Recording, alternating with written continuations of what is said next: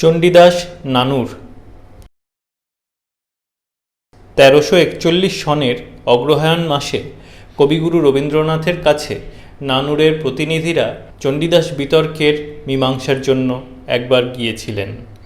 কথা প্রসঙ্গে রবীন্দ্রনাথ তাঁদের বলেছিলেন, তোমরা চণ্ডীদাসকে নিয়ে যেরকম টানা হেঁচড়া আরম্ভ করেছ, আমার মৃত্যুর পরেও লোকে সেই রকম টানাটানি করবে নাকি? তার আগে শান্তিনিকেতনের প্রত্যেক ইঁটটাকে আমি সাক্ষী রেখে যাব যে আমি শান্তিনিকেতনের। তাঁকে অনুরোধ করা হয়েছিল বোলপুর থেকে নানুর যাবার জন্য। দুর্গম পথের কথা উল্লেখ করে তিনি বলেন, এক কবি তো বহুদিন গত হয়েছেন, তার জন্য আর এক কবিকে মারা কেন? টানা হেঁচড়ার মধ্যে না যাওয়াই উচিত ছিল, কিন্তু এক্ষেত্রে না গিয়ে তো উপায় নেই। দুর্গম পথ হলেও বীরভূমের চণ্ডীদাস নানুরে যেতে হলো। অবশ্য পথের কষ্ট হয়নি, কারণ কীর্ণাহার ও নানুরের অধিবাসীরা আমার যাতায়াতের ও অনুসন্ধানের যাবতীয় সুব্যবস্থা করেছিলেন। নানুরের নাম এখন চণ্ডীদাস নানুর। সরকারি ডাক বিভাগও চণ্ডীদাস নানুর নাম দিয়েছেন। নানুর যেতে যেতে মনে পড়ছিল চণ্ডীদাসের কথা। নানুরের মাঠে গ্রামের নিকটে বাসুলি আছয়ে যথা, তাহার আদেশে কহে চণ্ডীদাস, সুখ যে পাইবে কোথা। এ চণ্ডীদাস তাহলে কোন চণ্ডীদাস? স্বভাবতই এ প্রশ্ন সকলের মনে জাগবে, বিশেষ করে সাধারণ পাঠকদের মনে, যাঁরা ভাষাতত্ত্ববিদ বা সাহিত্যতত্ত্ববিদ নন, অথচ সাহিত্যের অনুরাগী। তাঁরা বাংলাদেশে বহু চণ্ডীদাসের অস্তিত্ব সম্বন্ধে আদৌ সচেতন নন। চণ্ডীদাস প্রসঙ্গে একথা বিশেষ স্মরণীয়। রবীন্দ্রনাথ নামে আর কোনো কবি যে বাংলাদেশে কবিতা লিখবেন না বা লেখেননি তা নয়, লিখবেন এবং লিখে তিনি খ্যাতিও অর্জন করবেন, কিন্তু তাঁর পর্বত প্রমাণ খ্যাতি কোনোদিন কবিগুরু রবীন্দ্রনাথকে দ্বৈত সত্তায় পরিণত করতে পারবে না।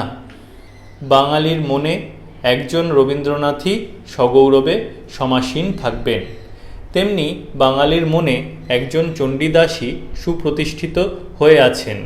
তিনি বরু, দ্বিজ না দিন তা নিয়ে কেউ মাথা ঘামাবে না কোনো দিন। একটার পর একটা আরও একাধিক পুঁথি যে ভবিষ্যতে পাওয়া যাবে না তা নয়, সেই সব পুঁথির ভাষায় তারতম্য থাকবে।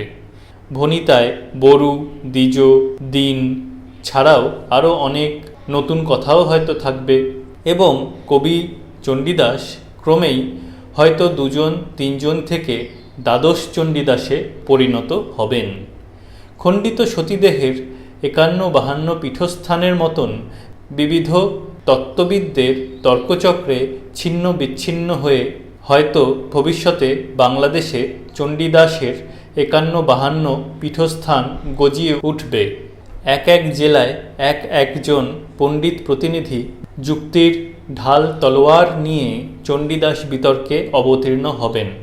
১৩০৫ সাল থেকে ১৩৪১ সালের মধ্যে যেভাবে চণ্ডীদাস ত্রিসত্তা প্রাপ্ত হয়েছেন, অর্থাৎ গড়পড়তা হিসাবে ১২ বছরে একজন করে, তাতে মনে হয় এই হারে চণ্ডীদাসের সংখ্যাবৃদ্ধি হতে থাকলে এই শতাব্দীর মধ্যেই চণ্ডীদাস দ্বাদশ সত্তা লাভ করবেন।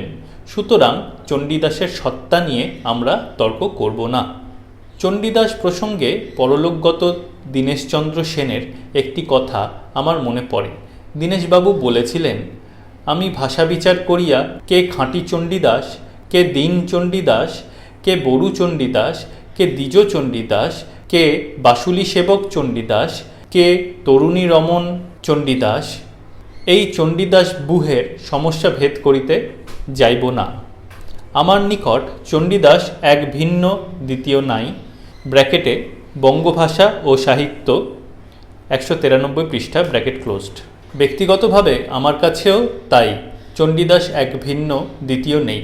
অন্তত চণ্ডীদাস নামোচ্চারণের সঙ্গে সঙ্গে বাংলার কাব্যাকাশে যে মূর্তিটি উজ্জ্বল হয়ে ওঠে, সে চণ্ডীদাস এক ও অদ্বিতীয়। ঐতিহাসিক দৃষ্টিতে বিচার করলে চণ্ডীদাস নামে একাধিক কবি যে ছিলেন না তা বলা যায় না।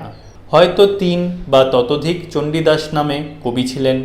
বিশেষ করে চণ্ডীদাস যখন আসল নাম বা উপাধি নয় বড়ু চণ্ডীদাস, দ্বিজ চণ্ডীদাস বা দীন চণ্ডীদাস যাই হোক না কেন, তখন থাকা তো খুবই স্বাভাবিক। শ্রীকৃষ্ণ কীর্তন রচয়িতা বাসুলি সেবক বড়ু চণ্ডীদাস নামে একজন কবি ছিলেন এবং থাকলে বাঁকুড়া জেলার ছাতনাতেই যে ছিলেন এ কথা আগে বলেছি। কিন্তু তবু শ্রীকৃষ্ণ কীর্তন বা বড়ু চণ্ডীদাস কেউই বাঙালির অন্তরে বাসা বাঁধতে পারেনি। একথা ডাক্তার সুকুমার সেনও দুঃখের সঙ্গে স্বীকার করেছেন। তিনি বলেছেন, ৩০ বৎসর হইয়া গেল শ্রীকৃষ্ণ কীর্তন কাব্য প্রকাশিত হইয়াছে, কিন্তু আজিও শিক্ষিত বাঙালির কথা দূরে থাক, যাহারা সাধারণ সাহিত্য রসিক এবং যাহারা বৈষ্ণব পদাবলী ভক্ত, তাঁদেরও দৃষ্টি কাব্যটির প্রতি আকৃষ্ট হয় নাই। কাব্যামোদী পদাবলী ভক্ত বাঙালির পক্ষে ইহা প্রশংসার কথা নয়। ব্র্যাকেটে বাঙ্গালা সাহিত্যের ইতিহাস, প্রথম খণ্ড 200, ব্র্যাকেট ক্লোজড। প্রশংসার কথা নয় ঠিকই, কিন্তু কেন পদাবলী ভক্ত কাব্যামোদী বাঙালির কাছে শ্রীকৃষ্ণ কীর্তন প্রিয় হয়ে ওঠেনি সে কথা বিচার সাপেক্ষ। হয়নি তার কারণ শ্রীকৃষ্ণ কীর্তনের চণ্ডীদাস আর পদাবলীর চণ্ডীদাসের ভাষা ও ভাবের মধ্যে আকাশ পাতাল প্রভেদ। শুধু শ্রীকৃষ্ণ কীর্তনের গ্রাম্যতা দোষ তার কারণ নয়, সে দোষ জয়দেবের গীত গোবিন্দেরও আছে, কিন্তু তা সত্ত্বেও গীত গোবিন্দের লোকপ্রিয়তার পথ রুদ্ধ হয়ে যায়নি। তার কারণ অন্য এবং তা অনেক বেশি গুরুত্বপূর্ণ। শ্রীকৃষ্ণ কীর্তনের চণ্ডীদাস ও পদাবলীর চণ্ডীদাসের মধ্যে ভাবগত ও ভঙ্গিগত ব্যবধান বিরাট। তার মধ্যে কোনো সেতুবন্ধনই রচনা করা যায় না। বাঙালির মন, বাঙালির প্রাণ, তাই কৃষ্ণ কীর্তন কোনো দিক দিয়েই জয় করতে পারেনি। দীন চণ্ডীদাস যিনি, কোথায় তাঁর ঘর বা বসতি তা আমরা কিছুই জানি না। আমরা জানি বড়ু চণ্ডীদাস ও দীন চণ্ডীদাস ছাড়াও এমন আরও একজন পদকর্তা ছিলেন যিনি শুধু চণ্ডীদাস বা দ্বিজ চণ্ডীদাস নামে পদ রচনা করতেন। শুধু তাই নয়, বড়ু চণ্ডীদাস যেমন ধারাবাহিক কৃষ্ণামালী রচনা করেছেন, দীন চণ্ডীদাসও তেমনি একটি ধারাবাহিক কৃষ্ণযাত্রা রচনা করেছেন বলা চলে। কিন্তু আমাদের চণ্ডীদাস অর্থাৎ দ্বিজ চণ্ডীদাস কোনো ধারাবাহিক কৃষ্ণলীলার বই কিছু রচনা করেননি। তিনি রচনা করেছেন সুমধুর সুললিত গীতকাব্যের মালা, যা স্বপ্নভঙ্গ নির্ঝরের উচ্ছ্বসিত ধারার মতন বাঙালির মন প্রাণ উদ্বেল করে তুলেছে।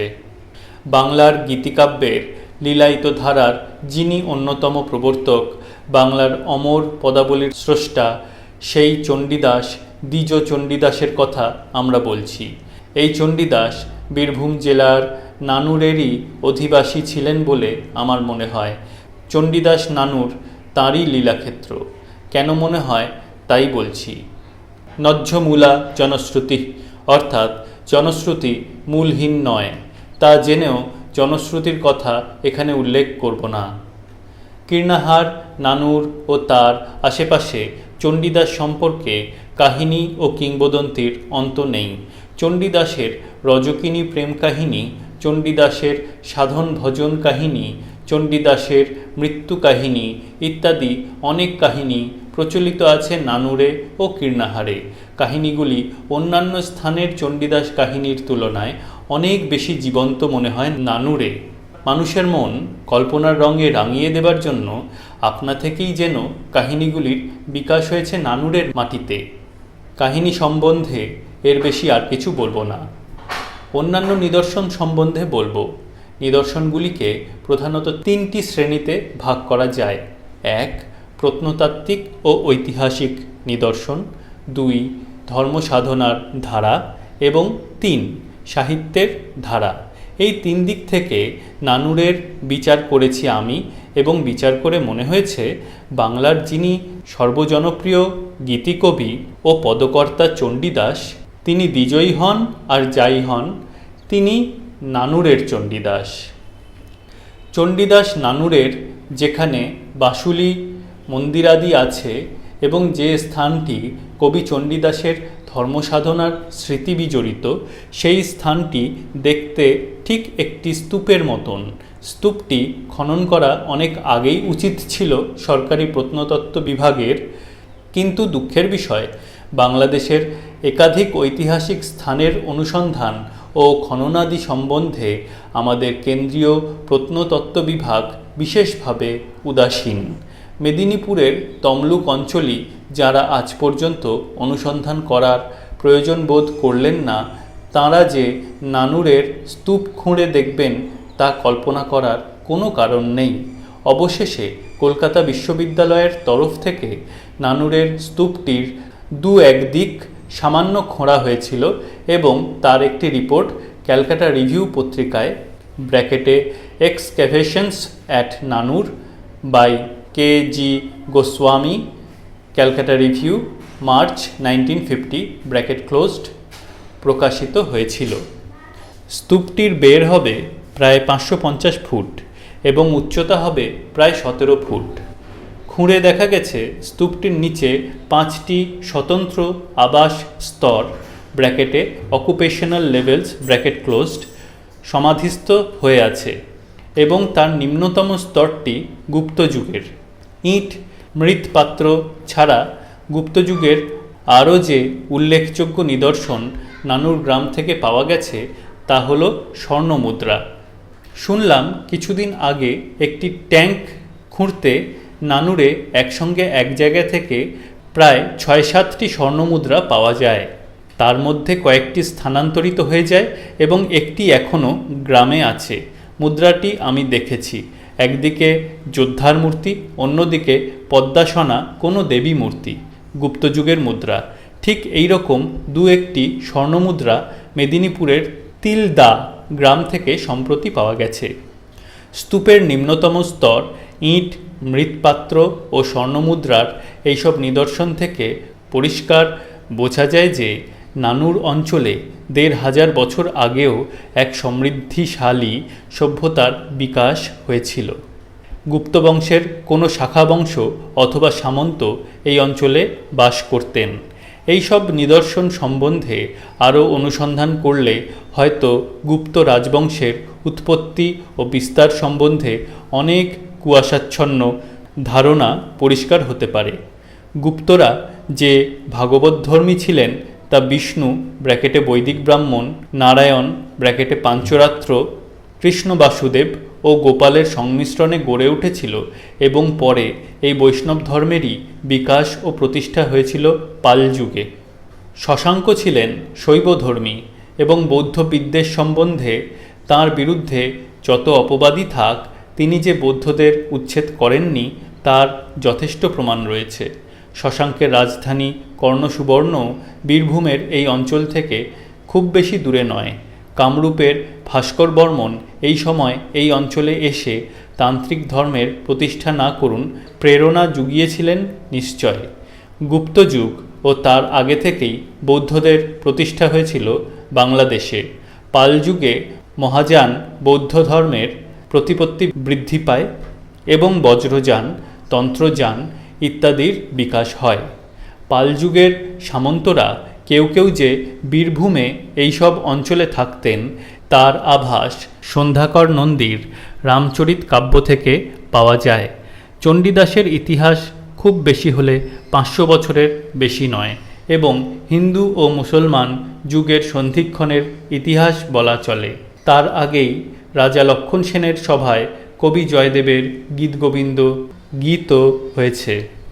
তারও আগে তন্ত্রযানী ও বজ্রযানী বৌদ্ধদের আচার ব্যবহারে নানা রকম বিকৃতির পরিচয় পাওয়া গেছে। কিন্তু তা পাওয়া গেলেও সেন আমলে সাধারণ জনসমাজে তার প্রতিপত্তি বিশেষ কমেনি। এই রকম কোনো ঐতিহাসিক পটভূমিকায় চণ্ডীদাসের মতন একজন তান্ত্রিক দেবীর পূজারী সহজিয়া সাধক কবির আবির্ভাব হবে এবং তিনি মানব প্রেমের গান শোনাবেন, তাতে বিস্ময়ের কোনো কারণ নেই। বাংলার ঐতিহাসিক যুগ সন্ধিক্ষণে এইরকম একজন সাধক কবি, চারণ কবি চণ্ডীদাসই হয়তো শ্রী চৈতন্যের পথ প্রদর্শক ছিলেন এবং শ্রী চৈতন্য সেই জন্যই হয়তো তাঁর পদাবলীর আবৃত্তি শুনতে ভালোবাসতেন। এই চণ্ডীদাস, যিনি তন্ত্রজ্ঞানী সহজ সাধক হয়েও প্রেমের সুরে বাংলার জাগরণের গান গেয়েছেন, তিনি বীরভূমের চণ্ডীদাস নানুরের অধিবাসী হওয়াই সম্ভব। ধর্মসাধনার ধারা ও সাহিত্যের ধারার দিক থেকেও তাই মনে হয়। চৈতন্যপূর্ব যুগেই সহজিয়া ধর্মের প্রতিষ্ঠা হয়েছিল। চণ্ডীদাস তন্ত্রজ্ঞানী সহজ সাধক ছিলেন এবং বাঁশুলির পূজক ছিলেন। বাঁশুলি তন্ত্রসম্মতা মহাবিদ্যা। নানুরে যে মূর্তি বাঁশুলি বলে পূজিত হয় তা বাগীশ্বরী মূর্তি, কিন্তু তাতে চণ্ডীদাসের ধর্ম অপ্রমাণিত হয় না এবং তার জন্য বাগীশ্বরী, বাইশরী, বাঁশরী, বসলি করার কোনো দরকার নেই। বিশালাক্ষী থেকেই বাঁশুলি হয়েছে বলে মনে হয়, কিন্তু বাগীশ্বরী ও সরস্বতীও তন্ত্রসম্মতা মহাবিদ্যা। সরস্বতীকে পুষ্পাঞ্জলি দেবার সময় আমরা যে ও ভদ্রকাল্যৈ নমো নিত্যং বলি, সেই ভদ্রকালী কে? কালী, ভদ্রকালী ও চণ্ডীর ছড়াছড়ি বীরভূমে। কীর্ণাহার থেকে নানুরের মধ্যে অসংখ্য কালী, ভদ্রকালী আছে। নানুর যে বৌদ্ধতান্ত্রিক, বিশেষ করে সহজধর্মীদের একটা কেন্দ্র ছিল তাতে সন্দেহ নেই। চণ্ডীদাসের সাধনার আশ্রম এখানে থাকা খুবই স্বাভাবিক। চণ্ডীদাস বিশালাক্ষী ও বাগীশ্বরী দুয়েরই পূজক হতে পারেন। রজকিনী প্রেমের কাহিনীও এই প্রসঙ্গে উল্লেখযোগ্য। বজ্রযানী বৌদ্ধদের পঞ্চকুলের নাম বজ্র, পদ্ম, কর্ম, তথাগত ও রত্ন। এই পঞ্চকুলের অন্য নামও আছে।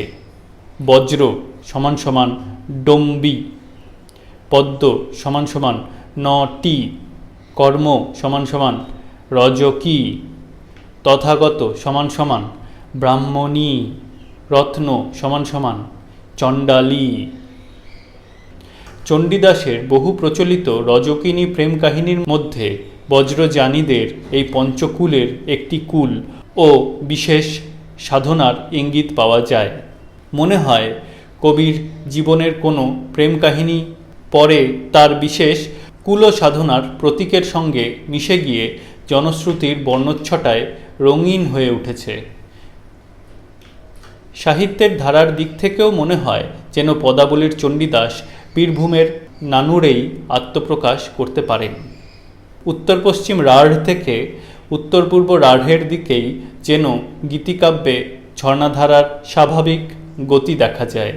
বর্ধমান ও বীরভূমের এই অঞ্চল ঘেঁষেই খ্যাতনামা পদকর্তাদের বিকাশ হয়েছে যখন দেখি, গীত গোবিন্দ রচয়িতার কেন্দুবিল্ল থেকে নানুর এবং নানুর থেকে কেন্দুবিল্ল পর্যন্ত যখন পায়ে হেঁটে শত শত ভক্তযাত্রী আজও যাতায়াত করছেন দেখতে পাই, তখন মনে হয় পদাবলীর দ্বিজ চণ্ডীদাস বীরভূমের নানুরে যেন স্বাভাবিক ধারায় আত্মপ্রকাশ করেছেন।